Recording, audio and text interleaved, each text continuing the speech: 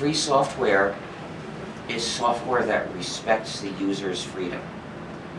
It means that the users have the freedom to study what the program does and change it to do what they want. The freedom to redistribute copies to each other, and the freedom to publish an improved version. So free software is part of human knowledge. It's knowledge that you can have, that you can know, that you can use. Proprietary software hurts you more and more the more you use it. And so if we expect computers to be used more in society in the future, that means that the choice of free or proprietary software is going to have bigger effects in the future. Another reason, another obstacle to adopting free software is that we don't have as many application programs as there are in the proprietary world. We have a number of good application programs, but not as many. The solution to that is to develop more free applications. We should replace every proprietary program with a free program. Any program that users like. Companies need freedom just as much as people need freedom. Because actually I think as a social issue it's more important to give freedom to people than it is to give freedom to companies.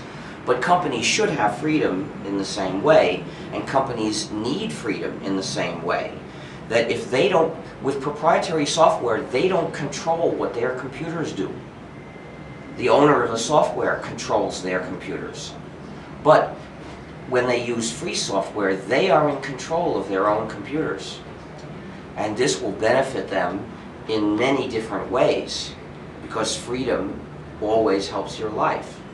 In 1984, we launched a very ambitious project to develop an entire free software operating system, and we gave it the name GNU.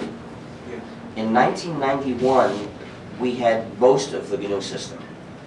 Linus Torvalds, a college student in Finland, wrote a kernel. When it was finished, or basically working, not totally finished, but initially complete, he decided to release it as free software, and he gave it the name Linux. Then other people combined Linux with all the pieces of the GNU system, and they made a system which, if you look at what it's made of, is GNU with Linux added. But they didn't realize that's what they were doing, so they called it a Linux system. And so you'll find most magazines, most companies, and so on call the system Linux, but that's a misnomer because it's actually more GNU than Linux. I've always thought about the free software movement as a way of spreading both freedom and cooperation in society.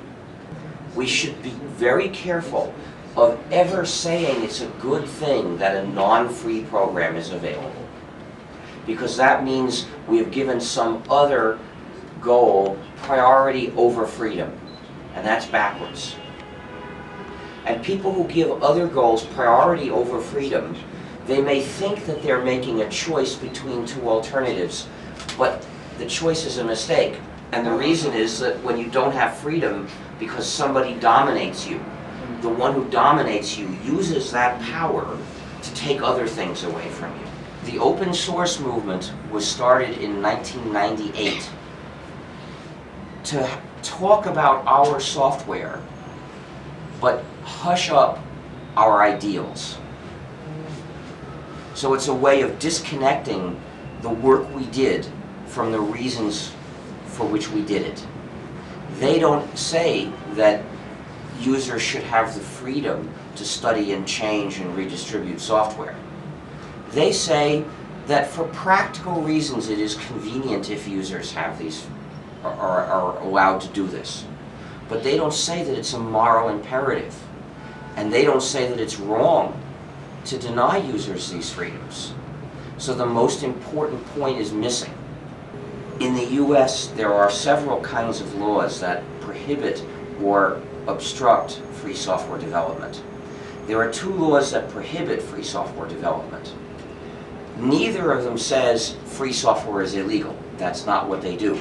But the laws make it illegal to develop free software to do certain jobs. One of them is the Digital Millennium Copyright Act.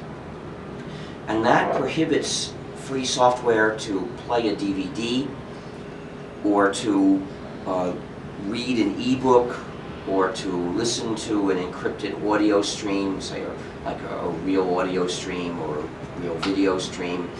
These are a small subset of all the things you can do with a computer, but they're very important for the users. The other prohibition comes from applying patents to software ideas. It's not that they patent programs. If they patented an individual program, it wouldn't matter. But they patent ideas. Ideas are much more general than a particular piece of code, because any program you write that uses the same idea is prohibited. You get sued for writing it, even though you wrote it yourself.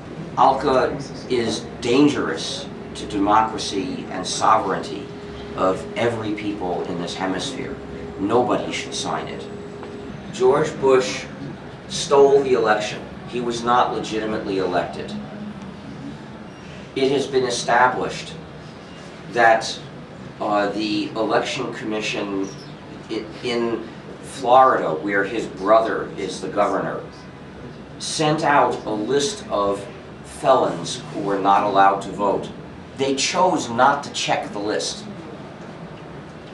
And as a result, they included many people in the list who had not committed crimes and were entitled to vote.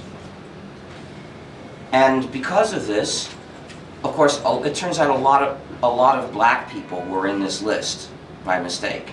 And it happened because a lot of black people have been convicted of felonies. The justice system in the US is unfair to black people.